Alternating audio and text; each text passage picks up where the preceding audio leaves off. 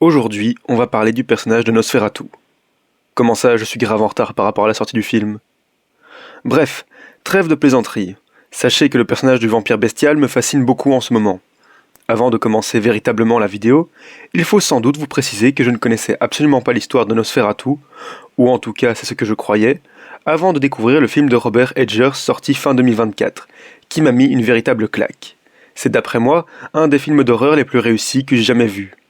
Intéressons-nous donc dans ce point de mythologie à son principal antagoniste, le redoutable comte Orlok.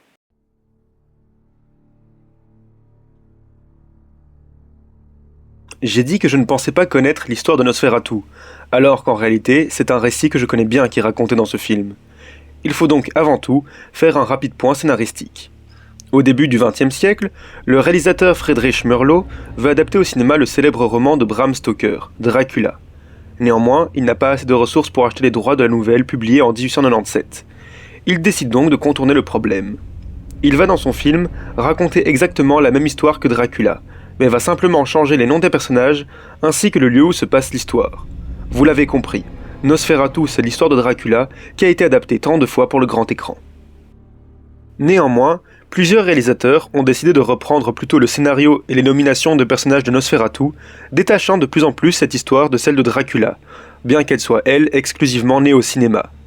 Le personnage d'Orlok va au fil des films se parer de divers détails sur son histoire personnelle, jusqu'à faire de son récit un conte différent de celui de Dracula, bien que les inspirations soient toujours évidentes. Pour cette vidéo, je vais passer par le personnage historique qui a inspiré Dracula, puis par le comte roumain lui-même, et enfin je terminerai par Orlok, et la version la plus actuelle de son histoire. J'en profite pour préciser que je vais évidemment lourdement spoiler le film de Robert Eggers. Nous sommes au milieu du XVe siècle, en Roumanie. Le prince régnant s'appelle Vlad Tepes. Son nom a pour signification l'empaleur, car il prenait plaisir à regarder les exécutions par empalement, tout en prenant son repas devant les malheureux qui étaient ainsi torturés. Il était connu pour être le fils du célèbre prince Vlad Dracul, dont le nom signifiait le dragon. Tepes servira ainsi de modèle à Bram Stoker pour créer le cruel Dracula. Certaines adaptations ultérieures feront même du prince médiéval le célèbre conte vampire, ayant obtenu ses pouvoirs pour vaincre les Ottomans, puis vivant son immortalité jusqu'à la temporalité du récit. Le dragon, en référence au père de Tepes, servira de plus de symbole et de signature aux vampires. L'histoire de Dracula est la suivante. Comte roumain ayant vécu entre le XVIIIe et le XIXe siècle, cet homme cruel voulait vivre éternellement pour garder la province roumaine de Transylvanie qu'il dirigeait sous son emprise éternelle. Il fit alors un pacte avec le diable. Il obtint la vie éternelle et des pouvoirs extraordinaires. Par contre, il ne pouvait plus supporter le contact du soleil et devait s'abreuver de sang pour subsister. Ayant saigné toute la Transylvanie pour se satisfaire, il décida de changer d'horizon pour goûter du sang neuf.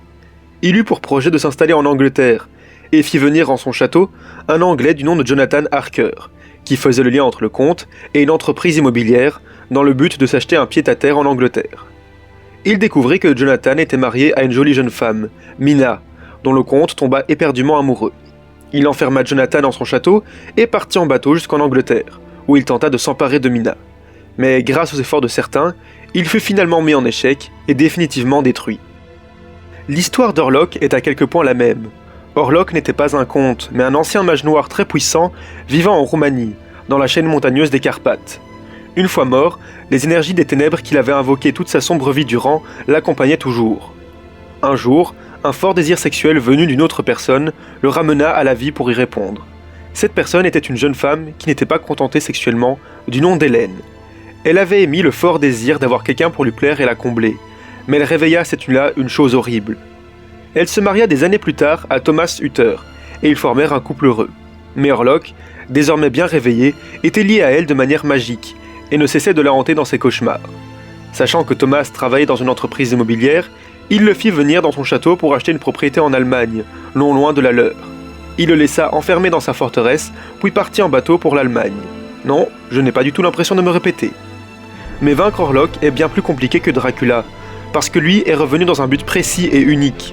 Il ne disparaîtra que celui-ci accompli, c'est-à-dire une fois la consommation, au sens propre et figuré, avec Hélène Hutter aboutie. Vous voyez évidemment les nombreuses ressemblances avec Dracula, un vampire, un être censé être mort depuis longtemps, s'abreuvant de sang et tombant amoureux d'une humaine, qu'il veut absolument posséder. Mais notez également les différences, hormis les noms et le passage de l'Angleterre à l'Allemagne évidemment. Dracula, déjà immortel et vampirique, tombe ensuite amoureux de Mina Harker. Mais Orlok n'a pas fait de pacte diabolique pour ne pas mourir. Il est bien mort, ensuite revenu à la vie à cause du fort désir d'Hélène. Son seul but est désormais d'en faire sa femme. Et sa proie. Merci de m'avoir écouté, et abonnez-vous pour plus d'analyses de monstres sur cette chaîne.